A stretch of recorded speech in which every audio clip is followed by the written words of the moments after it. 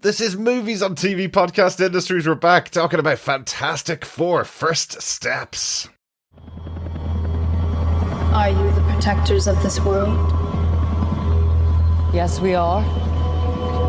Your planet is now marked for death. Your world will be consumed by the Devourer. There is nothing you can do to stop him, for he is a universal force, as essential as the stars. Hold your loved ones close, and speak the words you've been afraid to speak. Use this time to rejoice and celebrate, for your time is short.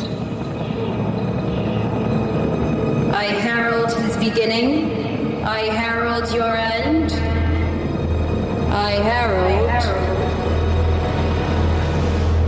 Galactus.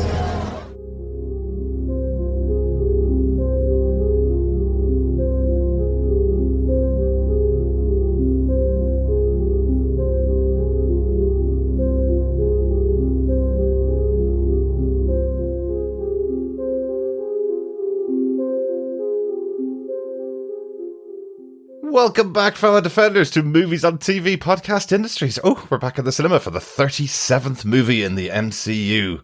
Fantastic Four First Steps. I'm one of your hosts, Derek.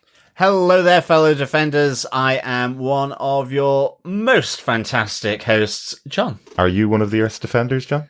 I'm a defender, yes. You are.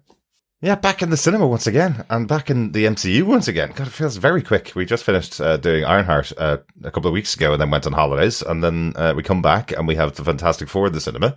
Yes, and we're also doing our Sandman coverage as well. Absolutely. And then the Sandman coverage, I should say. That's right, yes. And then in less than a week's time, we're going to have Eyes of Wakanda, the next 4 episodes of an MCU animated show, all coming out on Disney+. So it's been a marvellous summer. Yeah, absolutely. Tons of marvellous stuff at the moment. Mm-hmm. And indeed, dare I say it, not to put too much of a spoiler on my thoughts, but this movie, I was quite surprised. As a Fantastic Four pessimist, especially given that our original foray into the world of the Fantastic Four was with Fox's awful Fan Four Stick movie in 2015, which was not rated well, not only by most people, but including ourselves. Well, that's the one I point to when we get comments about us being too lenient on the shows that we watch, or too nice about them, or always defending everything, or being kind about everything. That's the episode I point people to where we absolutely had such a bad time watching the Fantastic Four movie done by Josh Trank and Fox, that we didn't enjoy podcasting about it so much that it's one that you listen to and go, well, I'm glad they don't cover shows like that or movies like that, because nobody listened to us moaning about what's the point? Terrible shows and terrible movies. It was our turning point pretty early on in the podcast that we said, if there's something that we really dislike that much, we're not going to waste our time podcasting on it. So, exactly. So I'm so glad going into this movie, I can say the same as John, that I'm delighted to be talking about the Fantastic Four. But not only is this our second Fantastic Four movie, John, this is the third time we've covered a Human Torch, because remember, the Human Torch from the original Fantastic Four movies was in Deadpool and Wolverine last year, so we got to see Chris Evans in live action last year, back as the Human Torch and Johnny Storm in that movie. So yes, this is going to be our third time talking about Johnny Storm.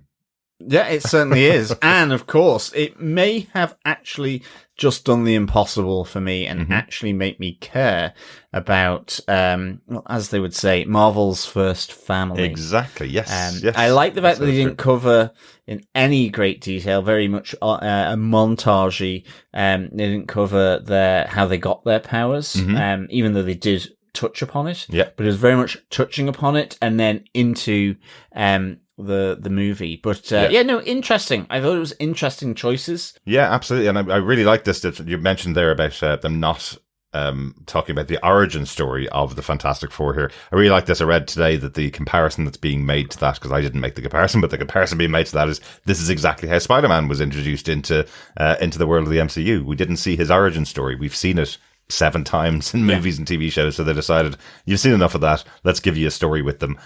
after they've had their experience. So similar to this movie. If you haven't seen the movie, we will be talking about it in spoiler-filled detail. I think you could probably already hear myself and John are going to tell you, go see the movie. Highly, highly recommend going to see it. And then when you have seen it, come back to us and you can hear our thoughts on it. Absolutely. But I think we should get into our spoiler-filled discussion of the Fantastic Four. Absolutely. What a great theme. Yes, maybe slightly overused. Well, certainly by us in the last couple of days, we've been saying it about everything. Well, in that sense, yes, very catchy, Yeah. but maybe slightly overused. It was almost like whilst they're in the Baxter building in the kitchen, it was like someone preparing food. It would be like, there would be like the Fantastic Four, dee, dee, dee, dee, dee. And it was like, okay, he's only passing him a carrot or something. I did say, we did kind of talk about this as well. Michael Giacchino's score is beautiful. It's really well done. It's fantastic, but it is in every single scene for the entire movie. And I've heard some cinephiles and some people that love scores that think that's a great choice for the movie. It didn't work for me at all. I wish it should just drop out sometimes, because it felt like all the time we were waiting for big action scene, big moment to happen because the music is telling you something really exciting is happening. And a lot of the movie is them talking to each other. So it didn't need to be underscored by score the entire length of the film. Yeah, no, exactly. I mean, it's really powerful. It's very choral, which adds to the power. Certainly that theme, yeah. But it felt like that was happening a lot, and maybe it wasn't, but the just general feeling was that there was this consistent, like, at you. And I was like, okay. Yeah. It might have been the mix in our IMAX. The next time we go and see it, potentially we might have a different experience, but certainly first time watching it through, it felt like it was just pervasive throughout the movie. Yeah, I agreed. But literally, IMAX is supposed to be the best cinematic experience you have in terms of sound, not just. But we've seen it. We've had them do a bad mix on it. We've had them do bad picture at times. We've had the movie shut down on us in the IMAX. We've had the roof almost fall on us as well with that storm. Yeah, that's right. Yeah. Yes, come to the Dublin IMAX at Cineworld. It's never a dull moment. If it's still there. Yes. It's still there. But it was very full for this, though, wasn't it? It was. It was really full. Got a bit of cosplay as well. People in skimpy tight Fantastic Four stuff. I think trying to be Johnny Blaze. Well, John constantly kept going, here comes Mr. Fantastic as he walked past, and I was going, look, he's clearly got the blonde wig on. He would be very offended if you were telling him that he was the stretchy man instead of the really good looking Johnny Storm. But luckily he didn't tear John, I don't think, else he left crying halfway through. Dear. Well, yes. But it is nice to see cosplay. We also got the poster for free with our ticket, which is a nice little addition. I always like getting the posters from the movies. We've got a few of them there. Yeah. Great getting the old free poster handout at the Cineworld in Dublin. Yeah. It would be great if they just, cut back on the ticket price a little bit, though. We're close to 50 quid, as I said, which is quite a lot for 2 tickets for a night out on a Thursday. But with all that said, we do want to talk about the movie itself in full spoiler-filled detail. If you have any thoughts about the movie once you've seen it, you can email us to feedback@tvpodcastindustries.com, or we do have a spoiler post up on our Facebook group at facebook.com/groups/tvpodcastindustries, where you can talk to other defenders about their thoughts on the movie as well. Yes, exactly. But with that, let us get into our spoiler-filled discussion of the Fantastic Four movie, First Steps. Derek, who gave us what, where, when, and how? Yes, the producers on the movie are Kevin Feige, Louis Esposito, Grant Curtis, Tim Lewis, Robert Kulzer, Mitchell Bell, and Nick Pepin. The composer that we already mentioned, of course, is Michael Giacchino. This movie was directed by Matt Shakman, who we know very well. He's moved up from WandaVision. This is his first big directing job for Marvel, and he's moved through many shows since then and been one of the big members of the team being tipped to take over from Kevin Feige if he decides to leave Marvel when his contract's up in 2029. So that's very interesting. Matt Shakman has been one of the guiding forces behind Marvel since he came on board with WandaVision. And understandable why. Yeah, definitely. Yeah. The story for this movie was written by Eric Pearson, Kat Wood, Jeff Kaplan, and Ian Springer. Kat Wood is, interestingly, a former BBC journalist who's been working on the script since 2021, and Jeff Kaplan and Ian Springer were brought on board and announced in September 2022 as a massive change from the type of shows and movies that they've written in the past. They're much smaller budget, much smaller movies in the past, but they are writing partners who write together, so they were brought on board back in 2022. The screenplay for the movie is written by Eric Pearson, Josh Friedman, Jeff Kaplan, and Ian Springer. Eric, we've mentioned many, many times over the years, one of the most prolific writers of Marvel movies. In fact, he also wrote Thunderbolts earlier on this summer as well, or Thunderbolts Asterix as it was at the time. And Josh Friedman is probably the most well-known member of the team here, as he's the creator of the Apple TV series Foundation, and he was also a producer on the Terminator spin-off series The Sarah Connor Chronicles, which we both absolutely loved. Yeah, that was superb. I haven't seen Foundation. Is that the sci-fi one? Yeah, or it's one of the two massive sci-fi ones on Apple. Yeah, lots and lots of buzz about that show. Yeah, oh, absolutely. Yeah, I just haven't seen any episodes. So we pretty much haven't seen anything on Apple TV. No, that is true. Actually. Except we have started Studio finally after being told that it's great, and it is very, very good. Yeah, it's really funny. Excellent. But John, do you want to tell us what this epic team of writers gave us for the Fantastic Four First Steps? Sure. In an alternate New York on Earth 828, 4 years have passed since Reed Richards, Sue Storm, Ben Grimm, and Johnny Storm gained superhuman abilities from cosmic ray exposure on a spaceflight and became the superhero team known as the Fantastic Four. During a family dinner, Reed and Sue reveal to Ben and Johnny that they are expecting a child. To prepare the world for the arrival of their son, Reed Richards childproofs New York City by removing all the criminal elements that he has been keeping his eyes on. But a few months later, a cosmic being known as the Silver Surfer suddenly appears to announce to the people of Earth that their planet has been marked for destruction by the planet-devouring cosmic being known as Galactus. After studying numerous anomalies involving the disappearance of planets, the team decides to try and negotiate Earth's fate with Galactus. Upon their arrival in a distant star system, the nearest planet is immediately destroyed by Galactus's ship, and the team is captured. Galactus offers to spare Earth in exchange for Reed and Sue's unborn son, as he senses an immense power within him, but they refuse and escape from Galactus and the Silver Surfer. On the flight back to Earth, Sue gives birth to her son, Franklin Richards. Following a disastrous press conference to explain their failure, the world turns against the team, fearing Galactus's imminent arrival. With Franklin in her arms, Sue declares to the public that they will do whatever is necessary to defeat Galactus, regaining the public's trust. Reed devises a network of standing teleportation bridges that will transport Earth away from Galactus's reach by hiding it in a distant galaxy many light years away. Just as they begin activating the bridges, they are destroyed by the Silver Surfer.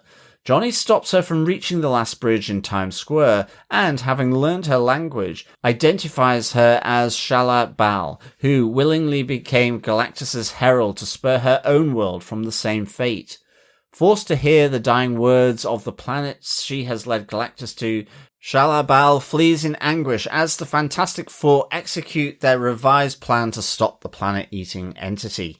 Using Franklin as bait, the team plans to lure Galactus to the Times Square bridge and teleport him away from Earth. Sue negotiates with Harvey Elder, aka Mole Man, to evacuate the citizens of New York to his underground city of Subterranea, while the team continue their mission. The plan fails though, and Galactus takes the baby from the team's headquarters. Sue forces Galactus into the portal using her shield-generating powers, while Reed rescues their baby Franklin.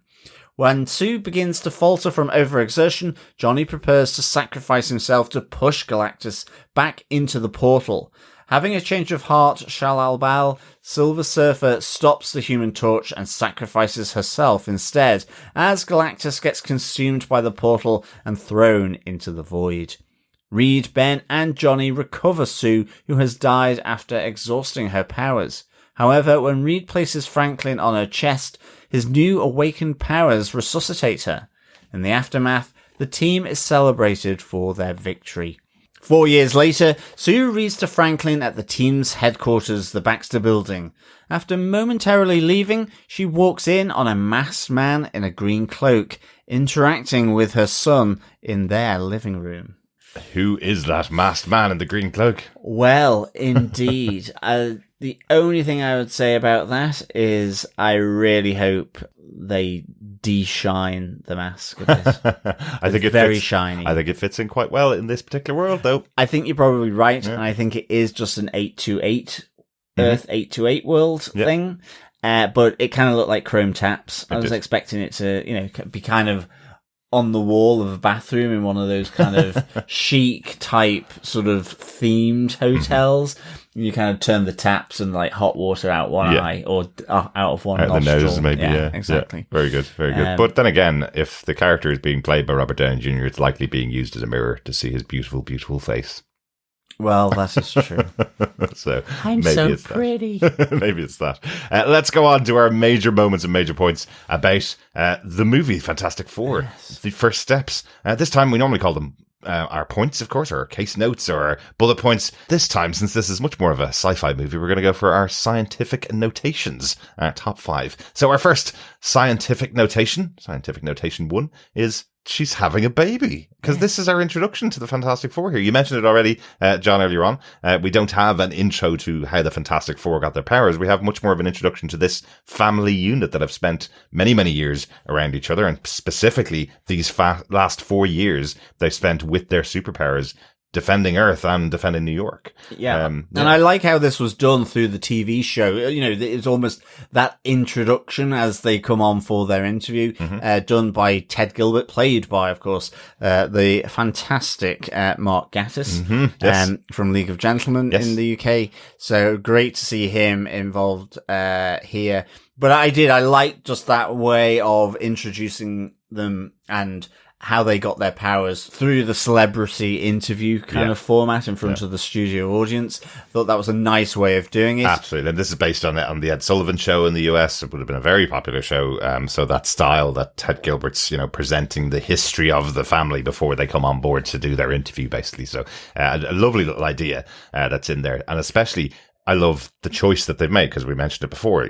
We are people that know Fantastic Four for years. So not only the cartoons that they've been involved in, also all the movies that have been made. We've seen them all. We've seen the origin story so many times. So just doing the quick recap of that and then getting on to a real story about these characters, a bit of time into their lives together as the Fantastic Four. So I also love, of course, that made this choice. It's going to be 4 years after the accident happened. So there's the Fantastic Four 4 years later. And it's Sue and Reed in their bedroom, just on a normal evening. But Sue is finding out that she's pregnant while Reed is trying to work out where he can find a chemical that he's misplaced. Yes, he's looking for iodine, I think, in order to draw something down or disinfect, generally used for disinfection. But I think, again, also just in this moment of finding out that Sue Storm is pregnant and she's having a baby, I like the whole look of it, of that kind of Jetsons era sci-fi, Absolutely. That era of, it's the 60s, 50s, 60s equivalent of steampunk. It's that 60s aesthetic of architecture style, but slightly more advanced, really, in how it plays out and what can and can't be done. I kind of really like that. I don't know whether there's a similar phrase like steampunk that would be used.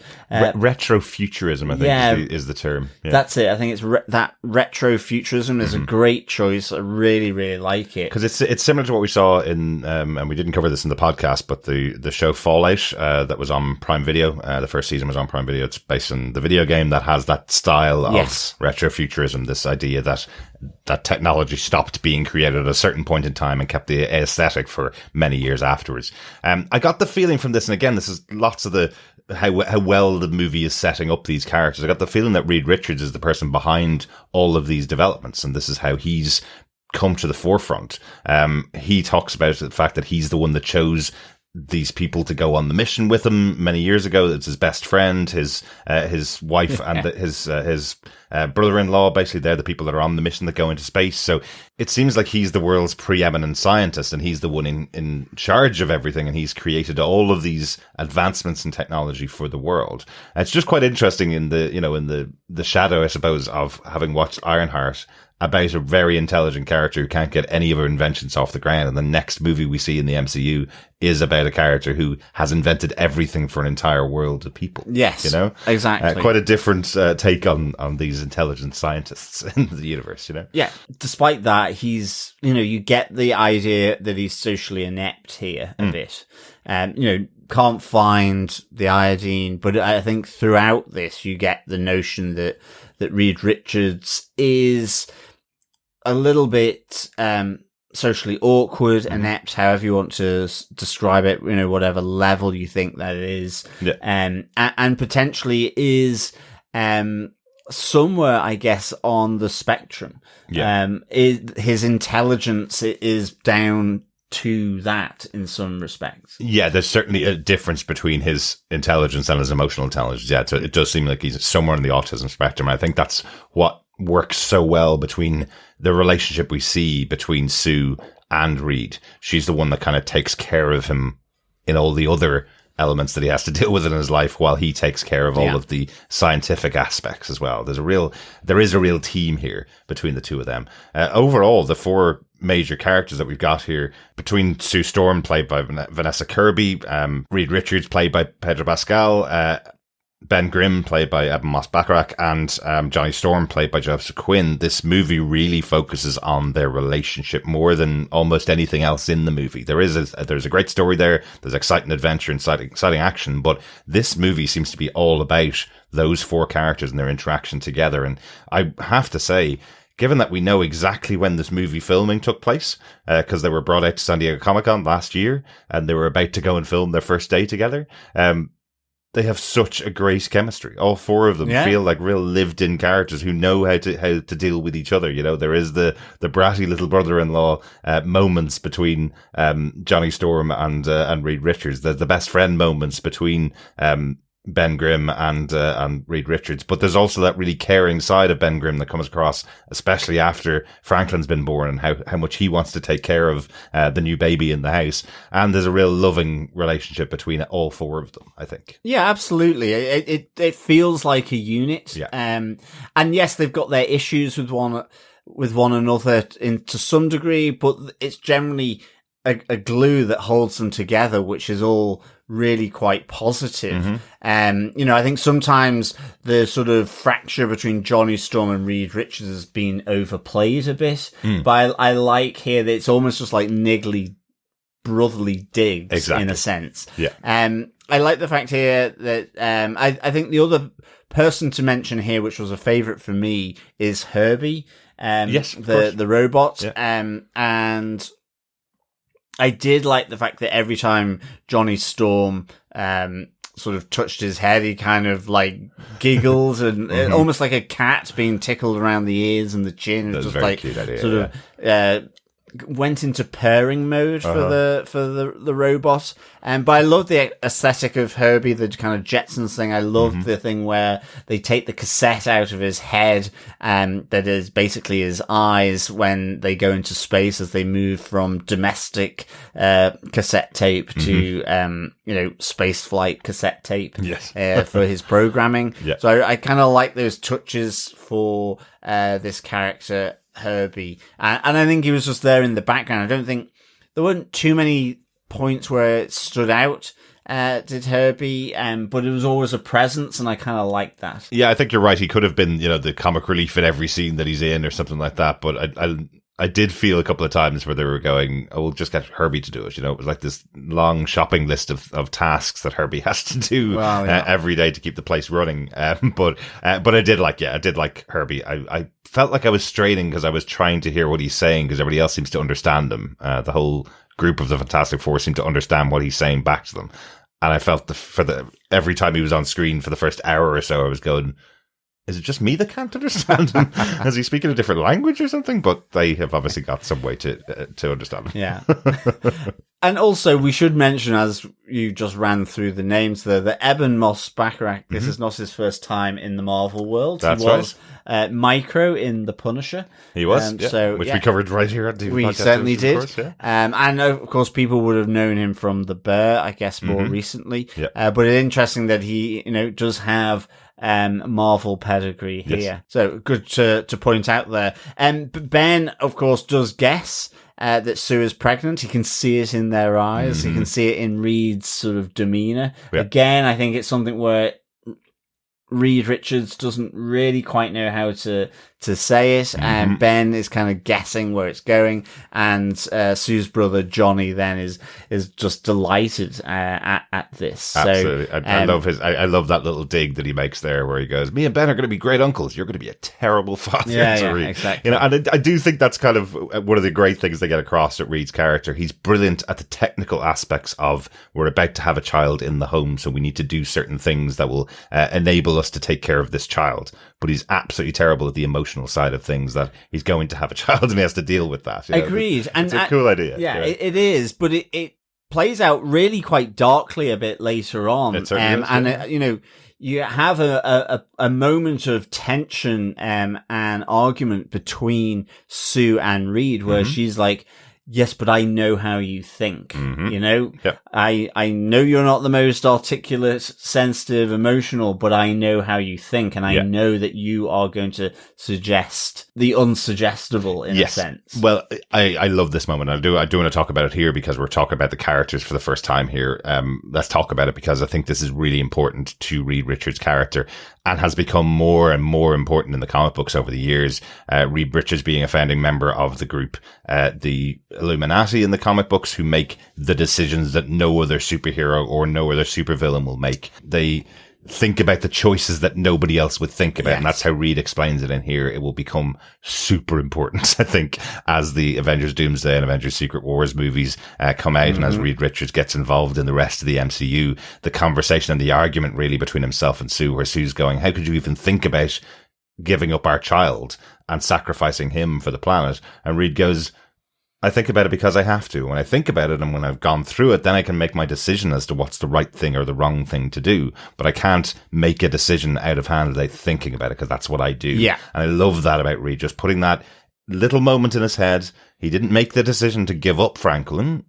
That wasn't a decision, but it crossed his mind and he assessed it as a real concept, which other people wouldn't do. And I think that's something to keep in mind about Reed and his character for future decisions he may make. Yeah, it was very good. What a cool idea. Yeah. Anything else about the characters, John? The four major Fantastic Four characters? Well, the two things is, I think Johnny really does burn brightly here. He does. I do like the fact it's almost a retro flame as well, in keeping with that kind of retro futuristic. Absolutely, like, it almost looks like bad CGI until you realize that's kind of the aesthetic. I love the style, though. I love the style, yeah. And then we have Ben Grimm, who, until he gets or grows his beard, it looks like his head is a little small for his body. It does, doesn't it? It looks really kind of a weird proportion, Genuinely, which was kind of distracting for me. But as soon as the beard's grown, it's kind of all right. Kind of looked like the Tin Man from Return to Oz, kind of, where the head's just a little too small for the body. Yeah, I was thinking the same thing. It was like as if, did they design Ben's head with the beard on, and then they take it off and it looks weird until he gets the beard back, and this is all because of the power outages that he can't shave his stony face at some point. But I think the look of the character is really cool. I think the look of the thing is really cool. Yeah, definitely. Yeah. And his kind of story that he gets throughout it is he gets sort of a romantic story with Natasha Lyonne's character in the movie. She has quite a small presence in the film, actually. I was expecting a lot more when I heard that Natasha Lyonne, one of our favourite actresses, has a character in the MCU. I was expecting a lot more from her in here. And if we were going to get a Fantastic Four 2 movie in the future, I'd expect to see a lot more of her in there with Ben. Yeah, I just felt that just it didn't really work for me. And I think it's just more that it was too fleeting. I think everyone else seemed it was being covered within the Baxter building. Yeah. That, and all of a sudden we were taken out. It just didn't go anywhere meaningful in the film. And I'm like, other than really showing that, the neighborhood that Ben Grimm is from, that's always been part of Ben's character. Good old ancestry. It felt a little bit superfluous to me. And I didn't really understand why it was in the movie. Like, I love the scene where we have Ben messing with the kids and showing them him lifting up the car, and it turns out that Natasha Lyonne's their teacher. I love that scene. Yeah, absolutely. But she's just such a recognizable actress that you just expect so much more. And that scene provides so much promise as to, well, what's going to happen here? And then it doesn't really happen. Yeah. Whatever was supposed to, or whatever will do. And if it's just to introduce the character, then that introduction scene is enough. But then again, you'd be going, well, why have they got Natasha Lyonne in for just that scene? So it seemed a little odd. It seemed like something that wasn't fully sort of evolved in the movie. No, I think it's the other way around. I think it was fully evolved in the movie and they cut it out. So we're left now with 3 scenes of Ben Grimm meeting her a second time, and then going back to make sure she's okay when the big attack's happening, and that's kind of it. Which could have just been left out as well. Yeah, but again, you've got Natasha Lyonne here, and they've left her in. Because interestingly, there's another major character that was dropped from the movie. John Malkovich was supposed to be in the movie playing the character of Red Ghost. He was cast, he was announced at San Diego Comic-Con, and cut out before the movie was released. We don't see Red Ghost in the movie at all, other than in the animated bit. Right at the end of the film, Red Ghost is in there. He's mentioned as a villain in the movie, but we don't see him. And John Malkovich was cast in that role, his first role in the MCU. But so that's what I mean. They were willing to cut whatever they wanted to cut. So hopefully that means that we will see Natasha Lyonne back in some future installment. I think we're going to be coming back to this place the next time we see the Fantastic Four. They're going to be in where they are right now in this universe, in Universe 828. But it's just something to mention, I suppose, that given that she's such a cool actress, we've loved her work on Poker Face specifically. But it's weird just to have her in there for just a couple of scenes. Yeah, definitely. Yeah. But let's get on to our scientific notation number 2, which is Killer Eaters from Outer Space. Yes, we get the return of the Silver Surfer here, and in the form of Shalal Bal. And I really enjoyed this. I think as soon as you get the backstory, and I like how it connects in with Johnny, using his own brain and intelligence to sort of work out these noises echoing through that Reed Richards is picking up. I like how that plays out, but I like how we find out about, the reason for Shalal Bal as the Silver Surfer, that she was her world sacrifice, so that Galactus doesn't consume her world, and since has effectively been then his herald ever since. And I like how that plays out. And how Johnny, uses these recordings of this language coming from deep space, Shalal Bal's original language. I like how it surprises her when she finds out that he understands her and then can speak her language. Exactly. It really helps, I think, to sort of humanize this Silver Surfer. And I really enjoyed the portrayal of her, in particular through this conflict once she's been reminded of her sacrifice by Julia Garner. Absolutely. Oh God, I used to love watching her on Ozark. She was so good. Such a great I could watch that again, actually. That was a brilliant series, and she's brilliant on it. So great to see her here as Silver Surfer. You're right. And one of the other things I really like about this side of the story, Johnny seems to be himself fascinated by the idea of these voices coming from space. So Reed calls him in as soon as he gets another message from space, as he records it down to the vinyl, the gold vinyl discs that he's got. So that sets it up at the beginning. And then there's almost a moment where Johnny goes, well, I'm not going to bother Reed with this, I'll take this on as my challenge because Reed's got so much other things to do. I'll take this on as something that I can do and I'll help in it too. Yeah. To find out about this language, translate it and see if I can do something to help. That isn't going to put extra pressure on Reed almost, which I kind of like, again, another member of the team using their own abilities. Yeah, and I like that he gets more of an impetus when he hears the Silver Surfer speak the same language when they're off to find Galactus after the Silver Surfer has come to herald his future arrival for the destruction of the Earth. Yeah.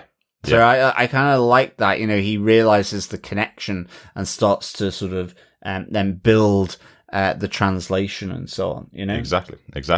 It's really cool. And again, I love this concept, the Silver Surfer's coming to Earth, telling them all, say goodbye to your loved ones. This is it. Your planet's been designated a death zone. Just take some time and party until my boss gets here and eats the planet, basically. But they don't do that because effectively, and again, it doesn't go into it in detail here, but it feels like Reed Richards and the Fantastic Four are leaders of this world, that they've kind of handed over Earth to the scientists. This is not like our world, Reed and the Fantastic Four are the ones that are being depended on to save the planet. They're the ones that have to make the decisions that will do something to defend against Galactus. Oh, and the Baxter building almost looks like the UN building in New York. And in fact, we see Sue addressing this council of what's termed the Future Foundation instead of the UN, because we also do see a little place and flag setting which is empty for Latveria. We as well. certainly do. So where old Doomface comes from. Victor Von Doom in the comics. Victor. Yeah. But it's empty. There's no representative at that particular I know, desk. but I was dead excited. It was like salivating, like waiting for the bacon to cook and getting all the smells and just going, oh, that's where old Vicky Von Doom will sit. Exactly. But again, I do like the idea that the concept here, that Shalabal has sacrificed herself to save her planet, yet she's led Galactus to multiple planets over and over and over again. And the point that Johnny is making to her after doing this translation, after working with her, the point that he's making is you do realize that every single person on those planets has had people that they care about. And we can hear their screams as those planets have died over the decades, centuries of you leading Galactus throughout the galaxy to destroy multiple planets, and that's the moment of realization that Shalabal has, that she's destroyed other people and she's been lucky enough to keep her planet safe, but every other planet wanted to be safe. So it's a cool twist on the story that it's Johnny that sorts that out and creates an ally for Earth in this battle that they're going to have. Yeah, exactly. Yeah. But let's get on to our scientific notation 3, which is where the Fantastic Four decided to go out into space. So we've called this one Battle Beyond the Stars. The Fantastic Four are, of course, sciencing everything out as they would. You've got Reed Richards here and you've got the family who are all scientists. So they're working out exactly where Galactus is by going through the planets that have been destroyed over the course of the centuries. I love this idea that is the path that leads them to Galactus. Yeah, it's like dot to dot. Exactly. It's joining the dots of the destroyed planets in order to find out where Galactus currently is and to follow as much as they can where the Herald was. And did you notice they have their faster than light drive to get them out there? They certainly do, yes. Almost reminds me of Ahsoka with the ship that's used to get them to the other galaxy. Exactly, yeah. Or of course Mass Effect, which has the transfer system that allows them to get to other galaxies. But of course, if anybody's going to be able to create an FTL, a faster than light drive, it's going to be Reed Richards. Yes. But as they get out there, I love this scene as they arrive and we see the collapse of the planet that Galactus is destroying with his ship as he's coming through it. It's such a cool scene as it all folds in on itself, isn't it? Oh, definitely, yeah. It was just really well done, and then understanding that that's just Galactus's ship. I thought this was like where they confront Galactus. It was really wonderful. I like the fact that you're not quite entirely sure, is Galactus in the ship? Is he not? In a sense, is he almost like a celestial? Because I like the fact that when the Silver Surfer does say, come this way to meet Galactus, you can clearly see that you're in the ship, but then when it just gets to this black void, and you just get the eyes. Oh, so cool. And it's really well done. And then gradually, it's almost as though your eyes are becoming accustomed to the darkness, so you get to see Galactus. And I thought Galactus was just rendered so well here. I mean, to the point where I was going, I recognized the face. I was there just going, what is so familiar about the face? And I have to say, not to say that the person who plays Galactus, Ralph Ineson, I wouldn't know the name, but I recognize the face because Ralph Ineson has been in so many British TV shows, and that's, I think, why he's so familiar. As well as, like, lastly, with an ever-increasing portfolio of movie roles. He's been so familiar, generally as well, because of just the look, but he does generally play the bad guys, or sinister guys, or, ambiguous, are they good, are they evil, kind of, the kind of hand grenade chuck as to are they good or are they bad? We don't know. Like even in The Office, which is the one that people probably know most for, the British Office, even in that, he's the a-hole that hangs around with David Brent. Like he's exactly. He's David Brent's only friend, which can only mean he's an evil guy, Well, he's dubious. He's kind of on the scales of good and evil. Where does that scale really fall? Or does it just flip back and forth? But I love the fact that it was like, yes, that's who it is. As soon as I sort of looked up the name, but it was so familiar. And I thought Galactus looked really, really good here. I loved and his ship as well. And we have this moment where, in scanning the Fantastic Four, he sees that Sue is pregnant and wants to exchange the persistence of Earth for her unborn baby. And I love the fact that he absolutely senses huge power in this unborn baby. Because I think what's really interesting here is he's this planet devouring colossus, but it never satiates his hunger. Exactly. He's always hungry. Always hungry. And in viewing the power contained within the unborn child of Reed Richards and Sue Storm, this is the way that, this is his lifeline. This is his answer to the problem that he never gets hungry. This will satiate him. And I just thought it was really, really dark. I mean, it almost had like slight connotations of Saturn in mythology, eating his own babies, his own baby children, because he's worried that one of them will usurp him. Oh, right. And it had that kind of sense to it here. But and there's also, in the MCU side of things, for Galactus, to me, it struck me that it's similar to Thanos. Thanos' plan was to rid the universe of half of the beings, and then he can rest. And here Galactus is saying, I eat planets because I can't satiate my hunger. I'm constantly hungry. I have to feed that hunger. But if I take the power from this child, if I eat this child, basically, that will satiate my hunger. I can finally rest after these millennia of traveling throughout the galaxies. That's such an interesting way of thinking about them. They often talk about villains believing they're the heroes. Here he can do nothing other than eat planets, and he says, I can stop eating planets if I just eat this one child. Yes, it's interesting, the problems and the types of solutions that might come to those specific and very unique problems of Galactus. Exactly. But they do refuse, of course, and have to go on the run. I love the moment where he sends the Silver Surfer after them, and the Silver Surfer catches up with their ship as they're trying to get back to their faster than light drive in order to escape properly. I love the fact that the Silver Surfer can, has no mass, so it can move through the steel of their ship and goes to almost grab the unborn child from Sue's womb, and has that kind of slight invisibility look, where almost like her hand has gone into her stomach. Yeah. And they manage to then go at light speed immediately.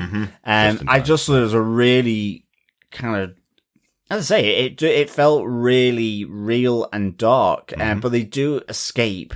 But on the journey back to Earth, Sue gives birth to their son. Little Franklin Richards. Is in the MCU already. A big moment. That is a big moment. Is a big character, and it took 10 years after they started. I think 1968 is when his first appearance is, and he's become a bigger and bigger character over the years. Eventually, most recently becoming a massive character, setting up the new version of the Ultimate Universe. So, massive character. It's really interesting that this is the first story they've decided to tell in the MCU, is effectively the birth of Franklin Richards and him being the target of Galactus. What an interesting story. But yeah, they've decided that they're not going to sacrifice the unborn child to save Earth. No. And then when they arrive back to Earth, they have to go to their press conference and tell them all why they failed, which does not go well at all. That was good as well. I do like the Fantastic Four failing. Yes. Now, they also kind of can do that quite a lot, because, well, it's mainly because Reed Richards has failed with his particular gizmo or his experiment. His or calculations whatever. didn't go exactly as expected, or somebody used emotion to overrule. Exactly. Yeah. But I enjoyed this because, I mean, in this world on Earth 828, they are this pinnacle, and they've always been correct, right, successful, and all of a sudden they've made a personal choice. Yeah. Rightly, and they get that selfish end of public opinion, which is, well, the greater good. And it's that whole thing of one person's life against millions. And they're saying, why didn't you sacrifice this person's life, even though it's a child? So I like how, that kind of just pulls them down a peg or two because of the fear that's been created by the heralding of Galactus as well. So it's all captured into that. And I like how, crowds start to form at the bottom of the Baxter building, and it requires this intervention from Sue with her baby to say,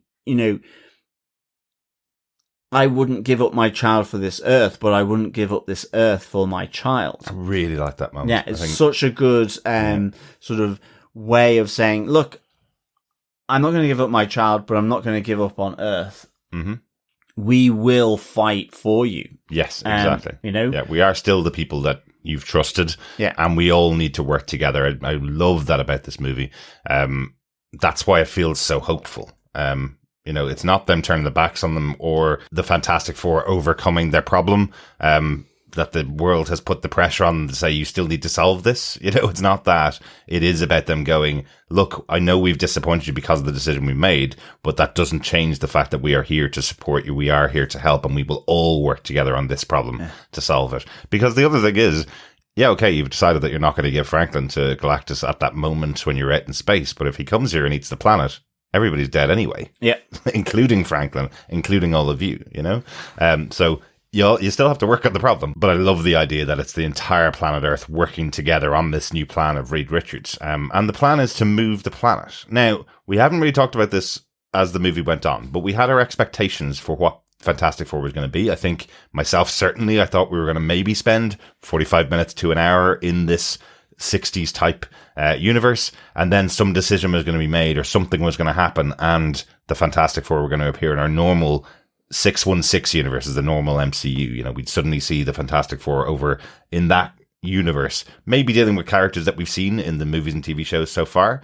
This was definitely a point where I thought, oh, I see what's going to happen here. They're going to move Earth into the 616 universe, and it's going to clash with our Earth. Suddenly, it's going to be an incursion. Suddenly an Earth will appear above the Earth that we're used to. Something like that. amazing that it didn't go that way at all. No, it didn't. And that was kind of one of the surprises here. I think more generally, the movie in and of itself is very much, it didn't go the way I thought it was going to, and is way more a self-contained story within the 828 Earth. It's only because of the end credit scene after Thunderbolts, with their ship, their very recognizable ship, orbiting into Earth 616, that we kind of, I guess, thought then, okay, so the movie is going to show how that happens. Exactly. I guess that's the expectation. Nope. But not at all. Yeah. We don't even know who's aboard that ship, because that movie doesn't end with them leaving their home dimension or their home planet or anything like that. Not at all. That was actually a nice surprise for me. I like the fact that they kept it in this world. They didn't overexpand the world and the Fantastic Four in that world too much. It kept it on a very tight story, really, ultimately around Galactus and saving the Earth. Yeah. So and I was thinking of you, John. I must admit, we have talked about this off air, so I will talk about it now on the podcast. But I was thinking about you when I watched this movie and it got to the end, and I was going, John has been saying for years that one of the things, even though you love the connected universe, the MCU, you've been saying for years in our podcasts, you just wish sometimes somebody could break out and make a movie in the MCU that isn't so connected, isn't so bound by all of the rules of the MCU, that isn't bound to have, Iron Man pops up to have a special appearance or Captain America pops in. And that's exactly what this movie is, until you get to the post-credits scene, which sets up something else in the future. This is one of the first Marvel movies in years that has been its own thing, in its own universe, with its own complete style, without having to depend on other MCU characters. It works quite well. Absolutely. But the connections with, say, the Earth 616 MCU are just way more low-key and subtle, which is that they can move and teleport between multiverses. I mean, you even have Reed Richards acknowledging that multiverses occur. So, but it doesn't need to go any further than that. Exactly. Yeah. And I mean, that don't necessarily teleport to another universe. It was to another part of their universe. Yes. Yeah. But equally, you get the calculations wrong or whatever. You felt the accident could happen. Yeah. Which Reed will inevitably do. He might. Then it will end up going trans-universal rather than, within the universe. So I think that's what's really kind of interesting here. Yeah, absolutely. I'm going to pause us there and move this into our scientific notation 4. Yes. Just purely because I want to get this other movie title in as our scientific notation. Escape from New York. So we've already talked a little bit about this. This is kind of the plan that they go through, this idea that they need to get out of, well, the Earth needs to get out of the way of Galactus is kind of the plan that they make. But just interesting that plan doesn't go too well, because Silver Surfer's on the trail and she destroys all of the bridges, these transport bridges, in this cool scene, as we see the Fantastic Four are working with all of these places across the world. Everybody's checking in. It's a real hopeful moment, I thought. Absolutely. All of these places, you've really got movie magic, hopeful. It's like Independence Day or something like that. It's, but of course it's London, France checking in. It's not, Donegal or anywhere else in the UK. Manchester, hello Manchester, can you help out? No, it's only London that can do this. Yeah, but it is that real hopeful, positive element, and I think that's why I know I have that sort of more skeptical sort of view, because I was like going, isn't this just lovely? Wouldn't if this could happen? Like, I mean, but it never would here, because, I mean, can't even organize, to do something good in other parts of the world. Or we're also kind of possessive over the resources that we have or the resources that we want and all this kind of stuff. But that might make our country less powerful in the world. Like, there's a great moment in Reed's speech to the world when he tells everybody, I love the line that he says, where he says, if you have a skill, we need it now to help and that was to help brilliant. the entire earth. I love the line. It was really inspirational. It felt like, I have a skill. I can go out and help out. We can all get together and save our planet from the world eater. But that would never happen. And the thing is, it's not... That's the thing. I mean, the bit that I really liked is that this is like that UN moment. It is the Future Foundation moment. Yeah. Look, people of the world unite collectively in order to save the planet. I guess what we saw more recently maybe is around COVID where that happened, where people collectively took decisions. I guess saving millions of people's lives. Exactly. And I think that's what was so hopeful, positive about it. And then I was like, at this moment in time, would that happen? Probably not. Probably never happen again. It was just... It was a nice moment, but then the skeptic in me kind of started rearing its head. But it happened on my less than shoulder. 5 years ago, John. That happened in the world, you know. So maybe look how they tried to tear that down. I know. So maybe it could happen again. Anyway, don't lose your hope, John. I Don't lose won't. your hope. But Silver Surfer destroying all of these systems across the planet. Johnny stops her with the conversation we talked about earlier on. They do have one of these transport gates left, so they can't enact the plan that they had, which was to move the Earth before Galactus gets there, and they have to come up with a new plan. But the reason why I've called this Point Escape from New York is because I wanted to get in some kind of conversation about the pseudo villain that we have in the movie, Harvey Elder, Mole Man, as he's called by Reed Richards, because we don't get to see many of the villains that the Fantastic Four fight. Galactus is clearly the biggest one, but Harvey Elder was the first ever villain that the Fantastic Four fought in the first issue of Fantastic Four. So he goes all the way back to that issue, and he does look quite like the character. They did a great job of casting and a great job of doing the costume for him. Played here by Paul Walter Hauser, who we know from Cobra Kai. Yes, and he's just gone on to having a great career afterwards. It's kind of cool to see him in this role here. I think he's a bit of a scene stealer. I love that it's Sue that sorts out the negotiation with him to take all the people from New York underground to save them from the attack. While I think he has a soft spot for Sue. I think he does. And so she is able to negotiate with him. Yeah, but also Reed, and I think Johnny also calls him Mole Man as well, which, despite him being from Subterranea, this underground place on Earth 828, he doesn't like being called Mole Man. No. It is pretty insulting. But Sue treats him with respect, understands he's the leader of another society below ground, and if they'll just work together, he can also save the planet along with everybody else as well. This inspirational and hopeful moment works for them too, right? Yeah, exactly. And I liked it a lot. Yeah, I thought it was really good, and it was good to at least have one of the other sort of enemies of the Fantastic Four that were slated for this movie actually appear in it, you know? Yeah. So, yeah. I enjoyed this. I love the fact that once the people in New York are down there, that you see the mole women down there with the goggles, the same goggles that Harvey Elder has. Right. I like the fact that Galactus is so massive, because the reason they move them all down there is because, yes, Galactus arriving, he's just going to destroy all the skyscrapers and all the buildings. But I love that when they're all down there and Galactus is walking through, into the baited trap, that it's the underground world of Subterranea is also at risk, because you can see the dust, the cracks appearing in the rock as the weight of Galactus on the Earth. So it wasn't all plain sailing. Yeah, absolutely. But and as you say, just great to involve them, and great to have these underground tunnels where the humanoids can go. You know, it's a great way to use this. You know, if you're going to do this story set on 828.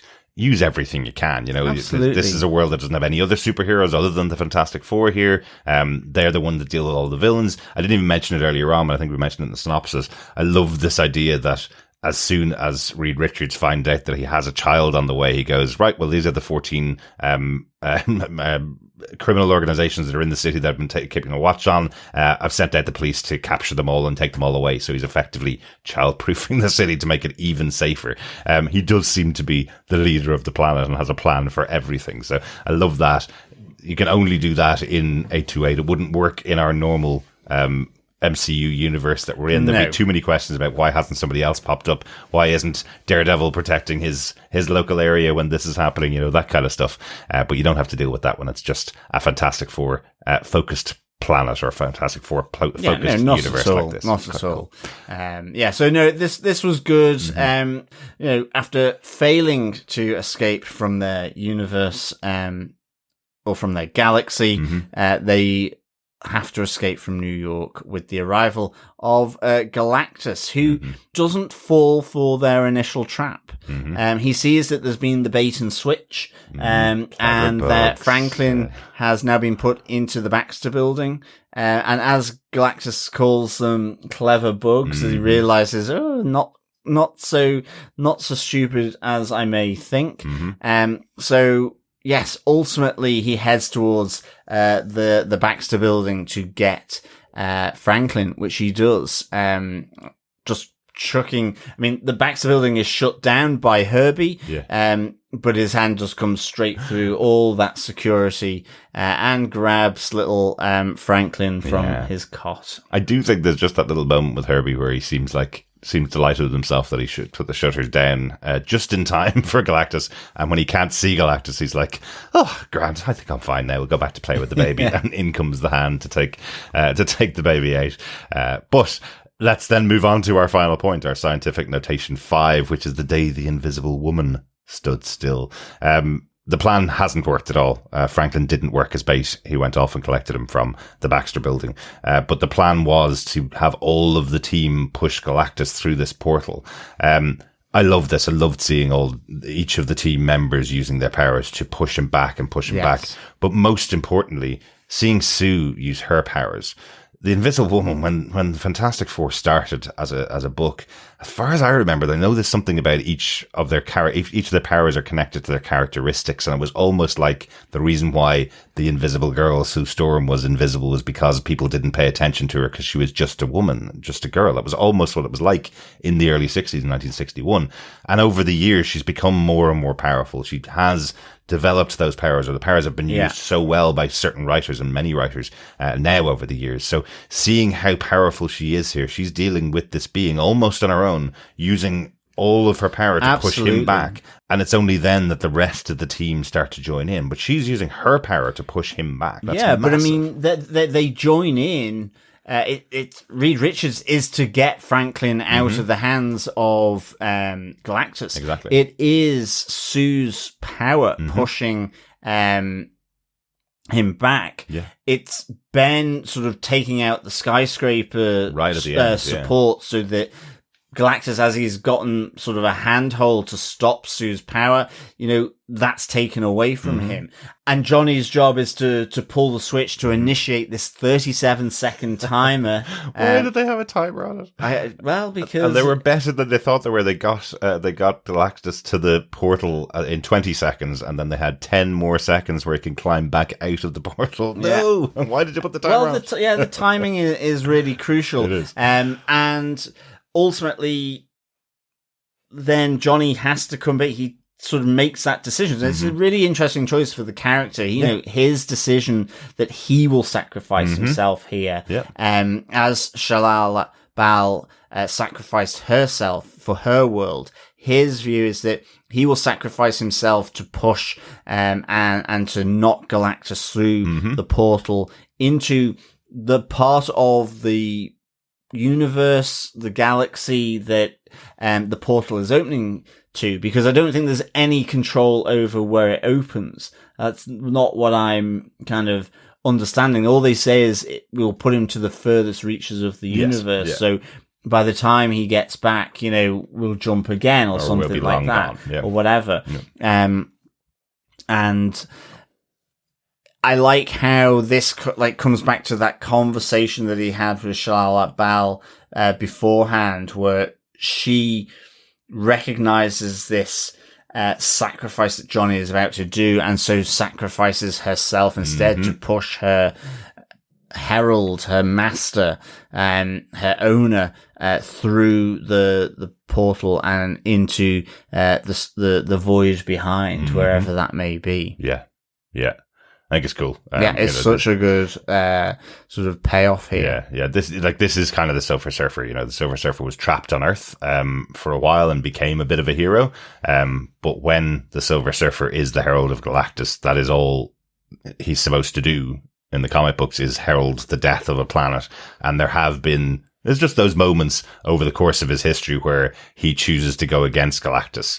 Galactus usually punishes him for that for a while afterwards, but that's a great moment where Shalabal here makes the sacrifice against her master and will be punished for it, I'm sure, but still the herald of Galactus on the other end of it. But she's the one that sacrifices herself, saving Johnny. It's really, really cool. Oh, and the other thing I think that kind of stood out here was where Galactus is pulling Reed Richards a bit like a bowl of spaghetti, just because we had in Multiverse of Madness where Reed Richards by the Scarlet Witch is just converted into loads of string, like elastic string. Yeah. And here we have Galactus doing the same thing where he's just stretching and stretching Reed Richards. This is definitely a reference to Stretch Armstrong, the toy that came out in I think it was the early 90s or late 90s, no, early 90s maybe, somewhere like that, where effectively you stretch it and stretch it and stretch it as far as it will go, and you see Galactus getting a lot of pleasure from pulling and stretching Pedro Pascal's Reed Richards there as he's pulling him. I must say, the person that was in the row beside us got a particular pleasure out of this scene. I don't know why. Very happy with this. He laughed the whole way through this scene, as if it was the funniest thing they'd ever seen. I will say, and I've said this to John as well, I will say they avoided using Reed Richards' stretchy powers probably as much as they could. They used his brain a lot more. They had a much more deep character in here. I don't think they've been able to do stretchy powers very well on screen in a drama, let's say. In comedy, it probably works quite well, but yeah, because you'd be a catapult and you'd fire a mole vehicle at him. But it's such a silly power at times, seeing a human being's arms and legs stretch. So it's probably quite difficult to make it serious. Like, for example, I think Medusa, who was in the Inhumans, has hair that stretches and can do lots of things. And the way they got around that in the Inhumans was to shave her head so they didn't have to use her power. I would expect you'd probably have something like, if you have to do this again, they'll put Mr. Fantastic in deep freeze so his arms and legs can't move and he just has to use his brain. Liquid nitrogen so that when he stretches he just sort of disintegrates and something like that. It's so brittle. But it looked well. Like, I'm not saying the CGI was bad or anything like that, but they just don't want to use it very often is what it felt like. I mean, I think stretchy powers are that kind of on the crapper side of the superhero spectrum. But one of the upper crapper ones. I think I'm so accustomed to it. I'm like, I can deal with it. And I think, again, Multiverse of Madness. Miss Marvel, of course, had stretchy powers too. So, I can certainly buy into it more so than, say, Condiment Man. From the DC universe, Bill Meeks would be very unhappy with you right now, John. I know. But the fight ends. They have won, but they look like they've lost a member of the team. Sue Storm is dead. After all the power that she's used, she is effectively dead in the ground. I'm pretty certain that she's dead. Yes, I took she was dead. Yeah, for sure. Like, we even see Reed checking the pulse as he gets there. And the breathing, is doing the chest compressions, doing mouth to mouth. I think definitely the sense that she has passed here. And I think, absolutely confirmed with Franklin sort of imbuing sort of animation life back into her, and you see that in the eyes. Exactly. With the kind of spooky zombie eyes. Yeah, so Franklin's power, as shown here, how powerful he is, he's able to bring someone back from the dead, and that's his mom. Yeah, pretty massive. So we now have sweet zombie Sue. Basically. Yeah. Ready for Marvel zombies. Exactly. Yeah. I want to eat your brain. And in fairness, she might be satiated quite well if Reed Richards' brain is on the menu. Yeah, so the first of our Marvel zombies here. What do you think of this moment where we have Franklin raising his mother from the dead? I thought it was really surprising. I was not expecting that because, to be honest, I'm not even sure I know much about Franklin. As I say, Fantastic Four is a property I've probably preferred where they are some kind of vehicle in another bigger sort of storyline, where they're kind of more part of that ensemble piece of the larger storyline. I think it really works where they take elements of the characters for those important parts of the ensemble storyline, and you're kind of going, oh, that's really meaningful. Yeah.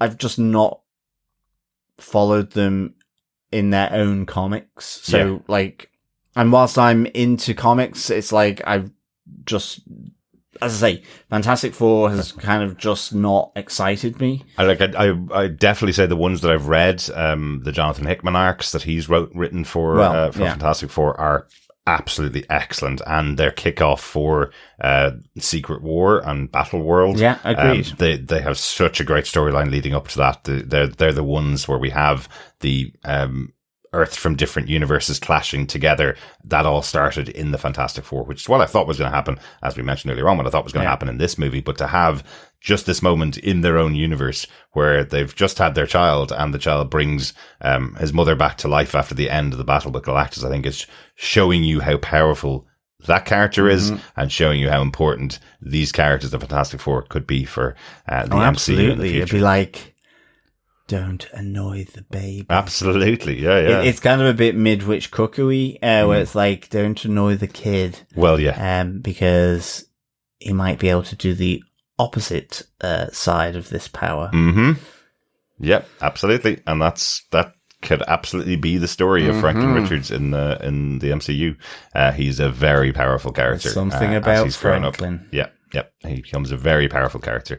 Is there anything else about the central part of the movie, John? Anything else about the story of the movie to this point that you want to talk about before we move on to the post-credit scenes? No, I think that's everything for me. I think we should go on to our post-credits. Yeah, a couple of post-credit scenes. The first one's probably the most important. One of the post-credit scenes. 4 years later, we have Sue with a slightly older. Well, it is 4 years later again.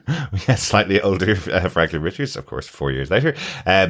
And she's reading to him, not The Origin of the Species, which seems to be a favourite book of his. So he's already got his dad's big brain there. Exactly. I love the joke here. He's reading The Hungry Caterpillar, which is a story about a caterpillar who can't satiate its hunger. Yes. So obviously he has some connection to Galactus there as well. Hungry caterpillar. Yeah, maybe that's just the story of Galactus, where they got it from. Weirdly as well, from that post-credit, I just took the thing of, well, I've read both of those books. Really? Yes. Excellent. The Origin of the Species and The Hungry Caterpillar. And I like both of them. Yeah. So that's quite good. But while she's away, somebody else turns up in the building. It's not even turns up. Literally appears. Teleports. So maybe has that power or knowledge as well. Well, I have a little theory that we'll talk about in 1 second. It's just important that the person that has appeared is a person that has a mask, has a big green cloak, and effectively could be Doctor Doom. I think most definitely is Doctor Doom in at least 828 Earth, and with his shiny mask, shining away, all shiny. I don't know why I have as much of a problem with that as I do, but nonetheless, I can deal with it. I didn't even cross my mind. I probably just knew that the mask was there, but I didn't even look at it for more than a couple of seconds because I was going, oh my God, this is how they've introduced him. And this is the character I thought was going to be in the movie, get a full, hour of Robert Downey Jr. as Doctor Doom, that we'd understand where he came from, why there's a Robert Downey Jr. in this universe, whatever they were going to explain in the movie, but they didn't do it. But it did lead me to another theory, John, because Franklin seems pretty happy to hang around with this stranger. He's touching the face of behind the mask. If you know Doctor Doom in the comic books, the reason why he may be touching his face is because Doctor Doom has a burnt face from an accident that happened. So maybe he thinks Franklin can cure him of the burns Maybe that's it. Possibly. But because of the appearance of Natasha Lyonne in this movie, the presence of the character in there, it got me thinking of Poker Face, which does this thing where every single episode, a brilliant show if you haven't seen it, every single episode has the opening of it to a murder, which goes about 15 minutes of the show. And then after that, they show the credits. And then after that, they recap those 15 minutes. And Natasha Lyonne's character of Charlie has been in the background of the episode the whole time. Right? The camera's just avoided seeing her. You may have seen a hand, or she may have given a towel to somebody and they've taken the towel in the first half of the movie. So it got me thinking, was Doctor Doom in the Fantastic Four movie in the background the whole time? Is Doctor Doom actually Dr. Franklin Storm, who is the father of Sue and Johnny, and has he been in the background helping out the Fantastic Four throughout? It's the Baxter Building, would have been owned by Franklin Storm in the comic books. So there is mention of the character, and we hear Sue talking about him, that their mother died and he was the one that raised them. But I don't think we heard whether he's alive or dead in this universe. We know their mother is, but I don't think she mentioned that. So I wonder, will we see this from the other perspective when we get to Avengers Doomsday? Will it be that, let's say, Granddad Doom, Dr. Franklin Storm, Robert Downey Jr. has been there helping out everybody, and when these universes collide and when the Fantastic Four meet up with the rest of the MCU, they're on the side of Doom because he's related to them? Yeah, wouldn't that be a really interesting idea? It could very well be. And I mean, just the fact that the antagonist here wasn't Doctor Doom. In 828, I don't know. Yeah. The relationship could be very different. Because in the other movies, at least, they usually put Dr. Victor Von Doom aboard the spaceship, and he gets his scarred face from the accident that gave them their powers, separating them and making him into the villain for them. That's not the way they went in here. They never mentioned that he was on board. It was always the four of them that went out there, much more hopeful side. We never got to see that dark side with Dr. Doom. And again, that's not always the story of the comics. This has been retold multiple different times, of course, over the years as well. So you can always do a different origin story. But I do wonder if that's the way they're going to approach it, that the person in the green hood could have been someone connected to the family. Yeah. Oh, it sounds like a really interesting theory. That's so let's see how it goes. Yeah, definitely. And I mean, from my side, I'm just really excited that Doctor Doom is coming into the MCU. Yeah. Really love the character. And I think always makes other characters around him really interesting. I've always liked the team up with Doctor Strange. I'm really hoping there's a bit of that in future movies. I think we'll get there. So we'll see. But really excited for this character coming into the MCU. Always been the best part of the Fantastic Four for me is Doctor Doom. Right. Yep. He's great. He's a great character. He's really always loved his stories. Really complicated guy. Absolutely. Which always makes for a good old baddie or is he moment. But yeah, especially him being played by Robert Downey Jr. We still don't understand how that's happening. So I'm intrigued to see how they're going to do that. In this universe. Yeah. So in addition to the old Vicky Doom showing up, we have further post-credit scene right at the end. Initially kicked off with a quote from Jack Kirby, and just the reveal that you put something of you in everything that you do, which is the kind of the thrust of the quote. There is the real, there is the reveal that Earth 828 is based on the creator Jack Kirby's birthday on August 28th, 1917. Yeah. So that's really good. Such a lovely touch. It was a nice touch, wasn't it? Yeah. Because this, it does feel like something that's jumped out of a Jack Kirby comic. So what a lovely way to honor him in this closing moment. It was one of the first big comics that he worked together with Stan Lee on back in 1961. So giving him his due in the creation of these characters at the end of this movie was very cool. Yeah, absolutely. And then we got the final post-credit scene, which was the animated show that we saw earlier on in the movie. And all of the villains of the characters of the Fantastic Four. Quite cool. There's a couple of little nods to all of the other villains that have been in there. We saw the original cover of Fantastic Four when they were doing that recap at the beginning of the movie, where the battle with Giganto is the first ever issue of Fantastic Four. But we also have these scenes in the animated show. You remember this, John, when we were kids, these used to be shown on repeat on TV, they're almost like slow animation. It's like there's only 40 or 50 sheets of paper being used for a 30-minute episode of a show.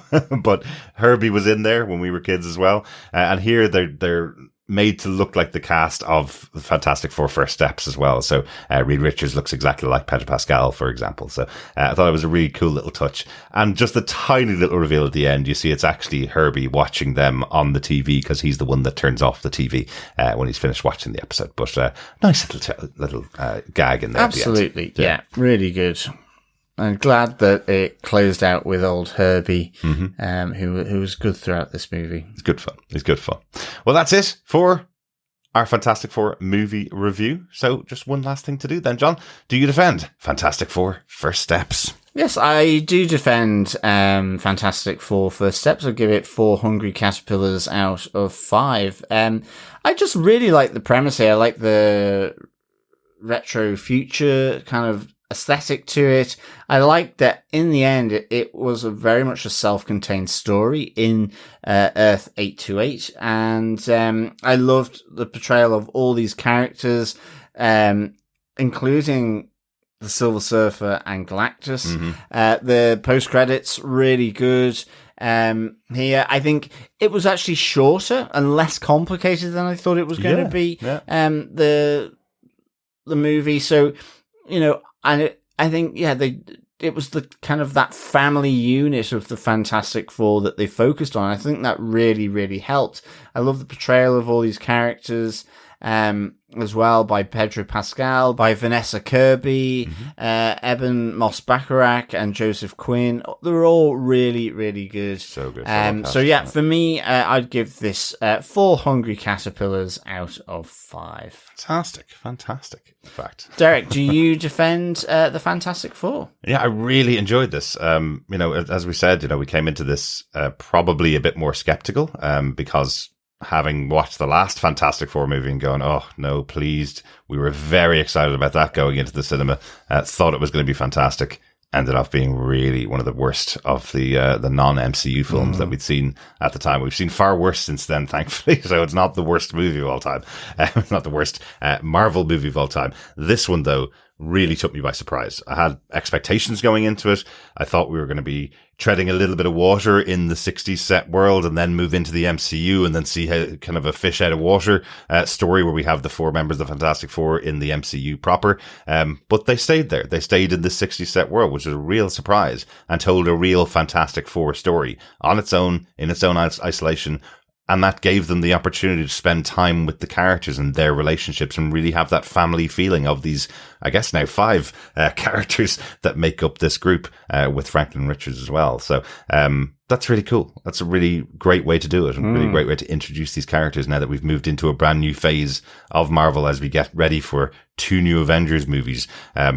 Now we have time, we've spent time with them, and I would be more than happy to have another Fantastic Four movie coming next year or the year after. That would be cool. Yeah, definitely. Yeah.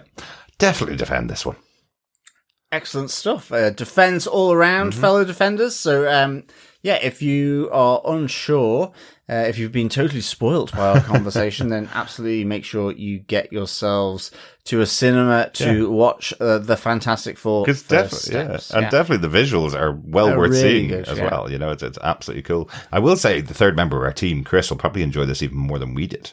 Do you reckon? Yeah. I think that's just that story of fatherhood that's in there, and Chris obviously being a new father with our awesome Miles. I think he'll love this. I think he'll love the idea of Reed Richards trying to go through that big change in his life. That's true. And the rest of the family going through it as well. I think that's something that'll really hit with Chris. So I can't wait for him to see it in the next couple of weeks when he gets out.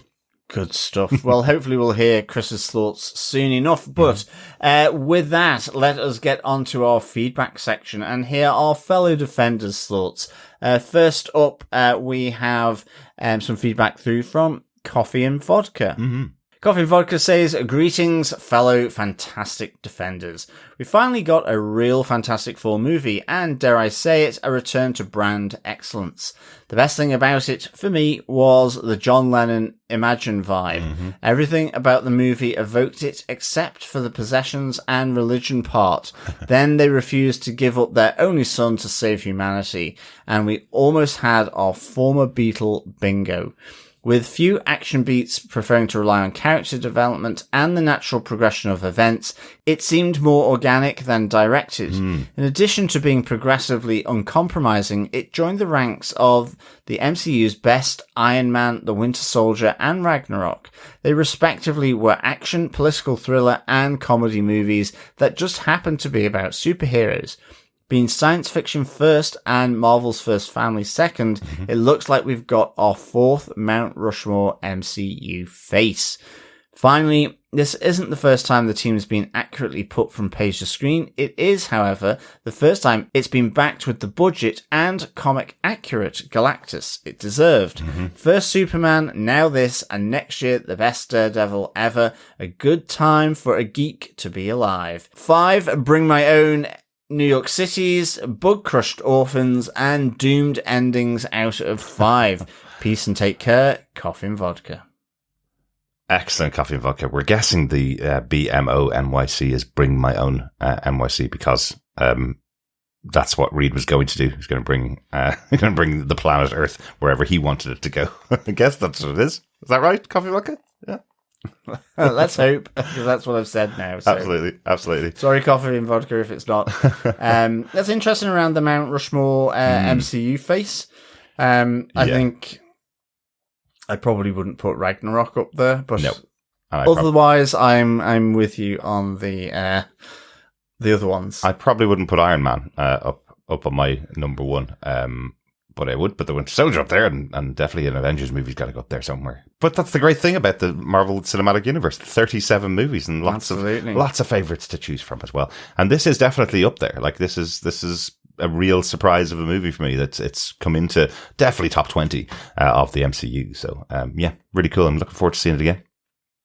Yeah, absolutely. Thank you so much, Coffee and Vodka. Absolutely. Thanks, Coffee and Vodka. Some quick thoughts over on Facebook. The movie only came out yesterday, so we're expecting to get a bit more thoughts from our wonderful fellow defenders in the next couple of weeks. We got some thoughts in from Mathematician, who says, loved it, but, and this is the first for me, the MCU have been outdone by DC this summer.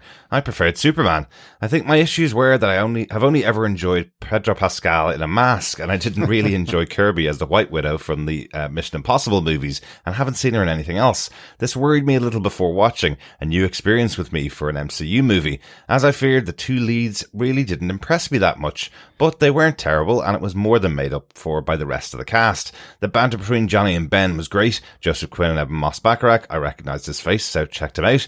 The brilliant Micro from The Punisher were both boss in their roles. The premise of the bad guy wanted to eat a baby was a bit risky for an MCU movie, and really small children might not like it, but it made the team stakes a bit more personal than just saving the world. Not sure why they set up all the portal traps in places like Times Square and the Eiffel Tower, etc. Obviously just visuals for the movie, but a lot of damage was done in Manhattan when they set the bait right in the middle of the busiest part of town. The action was great, the special effects for the Thing and Human Torch were spot on, and the Silver Surfer looked amazing.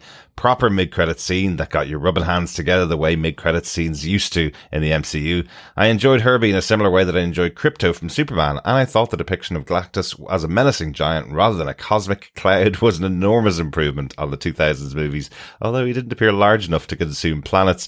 Really good movie, but like Herbie's cooking, just needed a little bit more zip to make a great Marvel effort. A fantastic 4 out of 5 for me. We'll be interested to see how the rewatchability holds up. Great stuff, Mathematician.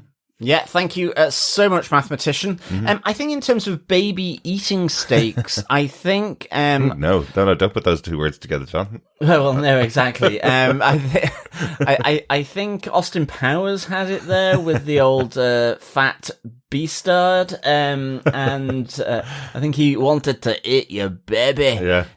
So I think we have had Hollywood movies wanting to consume babies. We have before. So I think there is precedent, is all I would say on that one. Like, I will actually say, one thing that I thought after watching Fantastic Four, and I really did enjoy it, and we've gone through all of that in our review. I would say it is aimed to the more younger crowd of the Marvel movies. We've seen things like, Daredevil this year, which is in the MCU now, and it's clearly aimed at people over 18, So having a movie that's aimed at the more general audience where parents can bring their kids along is very important for Marvel to do, and they do need to do that. They can't all be aimed at everybody in their 40s, right? It has to be aimed at a much broader audience. So I'm glad Fantastic Four feels like it could be something that people could bring their nephews and nieces and kids along to, Yeah. I think as well, I think Mathematician, I think you kind of right around the leads in terms of Sue and Reed. And I think, but what I mean by that is because I think we were discussing it and it felt like an ensemble piece. Yeah. Which is strange because Pedro Pascal, huge at the moment. But I think just the Fantastic Four, by its very nature, generally leads to that kind of more ensemble feel. Right. And I think that's always good because sometimes you either just lose one of the characters. Like I do think that in some of the other movies, Ben Grimm, just because he's kind of the hardest one I feel to relate to. Because he's made of rock. Well, it's rock, but it's kind of, in a sense, what Fantastic Four shtick was trying to do with the body horror, that sort of nightmare for him. Yeah. And it's a kind of it's a little tough sometimes. He's a bit cold because he is rock. And so you can't it's not huggable. Yeah. But it's not got the zip of Johnny and so on. So I think it was good that they gave each their own kind of time here. And I think that was important. So I think that might be why the leads possibly didn't impress. I mean, I'm not saying that is exactly the reason, but I do think it was more ensemble. I do think as well with Galactus, much improved. And I think it was more his ship that seemed to devour the planet. Yeah. It almost made the rock all molten. That's then how he fed from it. Exactly. Like an intravenous drip of molten lava. He kind of drinks it, afterwards. Exactly. Which was kind of a nice touch, I thought. Yeah. I was kind of surprised that he was walking on the planet Earth, but that's exactly like the comics. It seems like, you could see him from this massive entity outside in space, and then he's able to walk down the streets of New York. Seemed a bit odd, but yeah. Tricks and cameras. Exactly.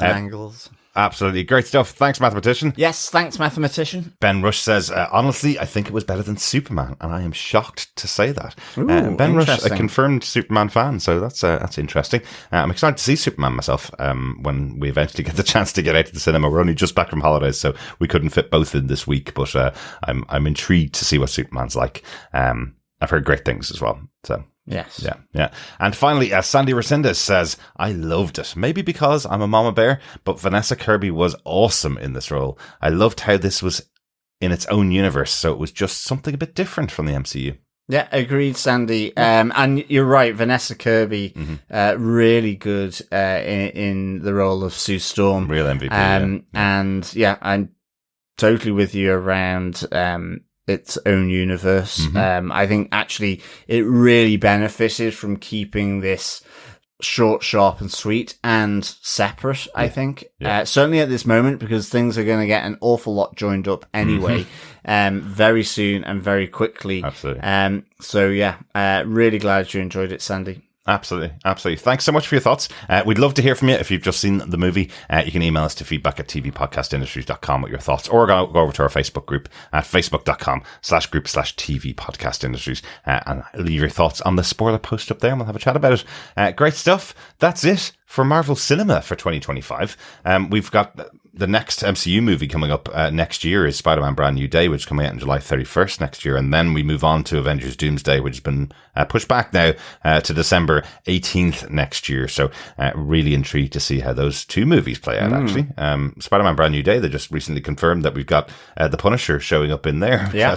Got the team up of Peter Parker and Frank Castle on screen. That'd be kind of cool. Yeah. Really interesting, particularly because Frank Castle started out in Spider-Man comics. So that was his first appearance, I think, was in Spider-Man. So that's quite cool. But we've got some TV coming from Marvel later this year. We've got the animated show Eyes of Wakanda, which is coming out on the 1st of August, a couple of weeks' time, just less than a week's time, actually. And then we've got the Wonder Man, which is coming out in December as well. Really intrigued for that one. Seeing Trevor Slattery back in this universe as well. That'll be good fun. Yeah, that'll be good. I'm he's very intrigued by Wonder Man. Mm-hmm. Looking forward to the animated Eyes of Wakanda for sure as well. Yes, so lots of stuff being released in the immediate future, and we've still got as well our coverage of the Sandman to go through as well. So yeah, lots of goodies coming up for our fellow defenders and fellow dreamers, of course, as well. Absolutely. So thanks so much for joining us for our chat all about the Fantastic Four. I hope you enjoyed that as much as we did. We'll talk to you next time. Yes, thanks so much, fellow defenders, for joining us. As always, until our next movie magic, as well as our next TV show, keep watching, keep listening, and of course, keep being fantastic. Bye.